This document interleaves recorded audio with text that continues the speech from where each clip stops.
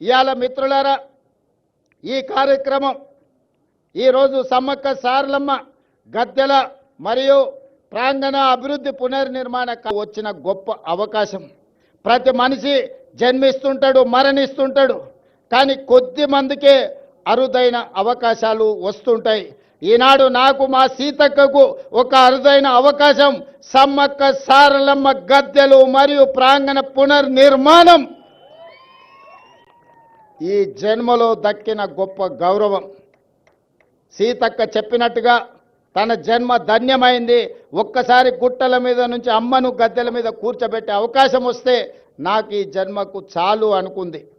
కానీ గతంలో ఇతరుల దగ్గరికి వెళ్ళి రిప్రజెంటేషన్స్ ఇచ్చి మాకు నిధులు ఇవ్వండి అని అడిగే పరిస్థితి ఉండే. ఫిబ్రవరి 6, 2023 నాడు ఇదే ప్రాంతం నుంచి నేను చెప్పిన, రాబోయే రోజుల్లో ఇతరులను యాచించడం కాదు, సీతక్కనే సంతకం పెట్టి నిధులు మంజూరు చేస్తుంది, సీతక్క ప్రభుత్వంలో భాగస్వామి అవుతుంది అని ఆనాడు చెప్పడం జరిగింది. ఈనాడు చేసి చూపిస్తున్నాం.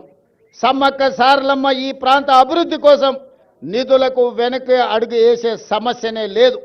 ప్రభుత్వానికి నిధుల సమస్య ఉండొచ్చు, అవసరమైతే ఇంకెక్కడైనా తగ్గిస్తాం, కానీ సమ్మక్క సారలమ్మ యొక్క అభివృద్ధి కోసం ఎన్ని కోట్ల రూపాయలైనా ప్రభుత్వం విడుదల చేస్తుంది, సరైన సమయంలో పూర్తి చేస్తుంది. నిర్మాణ కార్యక్రమం మాదై ఉండొచ్చు, కానీ గిరిజనుల యొక్క సాంప్రదాయాన్ని కాపాడుకునే బాధ్యత వాళ్ళదే. అందుకే ప్రభుత్వం ప్రణాళికలు రచించి ప్రభుత్వమే నిర్మించడం కాదు, ప్రణాళికల్లో ఆదివాసులను భాగస్వాములను చేసినాం. సాంప్రదాయాన్ని పరిరక్షించడంలో ఆదివాసీలను భాగస్వాములను చేసినాం. రేపు జరగబోయే పునర్నిర్మాణంలో కూడా ఆదివాసీలను భాగస్వాములను చేస్తున్నాం. అందులో ఉండే రీసెర్చ్ స్కాలర్స్ని, అదేవిధంగా సాంప్రదాయాన్ని కొనసాగిస్తున్న వాళ్ళ వారసులను అందరినీ కూడా ఇందులో భాగస్వాములను చేసినాం. మామూలుగా సిమెంట్ కట్టడాలు కడితే అత్యధికంగా 100 సంవత్సరాలు మాత్రమే ఉంటుంది. సిమెంటుతో కట్టిన ఏ కట్టడం దాని జీవన ప్రమాణము, జీవిత కాలము అత్యధికంగా 100 సంవత్సరాలు. కానీ రాతి కట్టడాలతో కడితే వందల వేల సంవత్సరాలు ఉంటుంది. దానికి ఉదాహరణే మీ ప్రాంతంలో ఉన్న రామప్ప దేవాలయం. రుద్రదేవుడు ఆనాడు కట్టిన దేవాలయం 800 సంవత్సరాలైనా యునెస్కో లిస్టులో ఈరోజు చేరింది అంటే రాతి కట్టడాలతోని, గొప్ప నగిశీలతోని రామప్ప మందిరం కట్టిండు రుద్రదేవుడు. కాబట్టే ఇయాలటికి అది చరిత్రలో నిటారుగా నిలబడ్డది. అందుకే అధికారులు సిమెంటుతో ప్రతిపాదనలు తెచ్చిన సిమెంటు కట్టడాలు వద్దు, రాతి కట్టడాలతోనే కట్టాలి.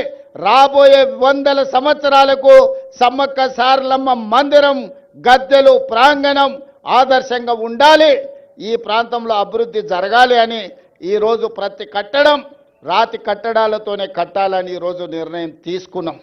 అందుకే ఇదొక గొప్ప కార్యక్రమం, జీవితకాల అవకాశం. ఈ గొప్ప కార్యక్రమంలో మీరందరూ భాగస్వాములు కావాలి, మీ అందరి ఆశీర్వాదం కావాలి ప్రభుత్వానికి. మేము మిమ్మల్ని మనులు మాణిక్యాలు అడగడం లేదు. ప్రజల యొక్క ఆలోచన, ఆదివాసీ సోదరుల యొక్క కోరిక మేరకు ఈ ప్రభుత్వం ఈ ప్రణాళికను తీసుకొని వచ్చింది. 100 రోజుల్లో ఈ పనులన్నీ పూర్తి చెయ్యాలి అని ఈనాడు ప్రభుత్వం టార్గెట్ పెట్టుకొని పనిచేస్తుంది. జనవరి 28 నుంచి జనవరి 31 వరకు ఏదైతే ఈ సమ్మక్క సారలమ్మ జాతర జరగబోతుందో, వివిధ ప్రాంతాల నుంచి, వివిధ రాష్ట్రాల నుంచి ఈ మధ్య విదేశీ పర్యాటకులు కూడా ఇక్కడికి ఆశీర్వాదం కోసం వస్తున్నారు. భక్తులకు ఎలాంటి అసౌకర్యం కలగకుండా ఇక్కడ అభివృద్ధి కార్యక్రమాలు వేగంగా జరగాలి అంటే రాత్రింబవళ్ళు ఇక్కడ పనులు జరగాలి. పొద్దుటిపూటనే పని చేస్తే సమయం సరిపోదు, రాత్రి సమయంలో కూడా పని చేయాలి. మరి ఇక్కడ నిపుణులు పనిచేస్తున్నప్పుడు వాళ్ళకి రక్షణ కల్పించి వాళ్ళకి అన్ని వసతులు చూసుకోవాల్సిన బాధ్యత స్థానికులదే. ప్రభుత్వం ఎన్ని చేసినా కొంతమేరకే ఉపయోగం ఉంటుంది, కానీ స్థానికుల భాగస్వామ్యం ఉంటే 100% ఈ కార్యక్రమం వేగంగా ముందుకు వెళ్తుంది. ఇవాళ సమ్మక్క సారలమ్మ గద్దెలే కాదు, జంపన్న వాగు నిర్మాణం గురించి, భక్తులు రావడానికి, భక్తులు దర్శనం చేసుకున్న తర్వాత వెళ్ళడానికి కూడా రహదారుల నిర్మాణం కోసం కూడా ఈరోజు నేను అధికారులకు సూచనలు, సలహాలు ఇవ్వడం జరిగింది. పొంగులేటి శ్రీనివాసరెడ్డి గారికి నేను ఆదేశాలు ఇచ్చిన, నెలలో 3-4 సార్లు ప్రతి వారం ఇన్ఛార్జ్ మంత్రిగా వారు ఖచ్చితంగా ఇక్కడికి పర్యటన చేయాల్సిందే.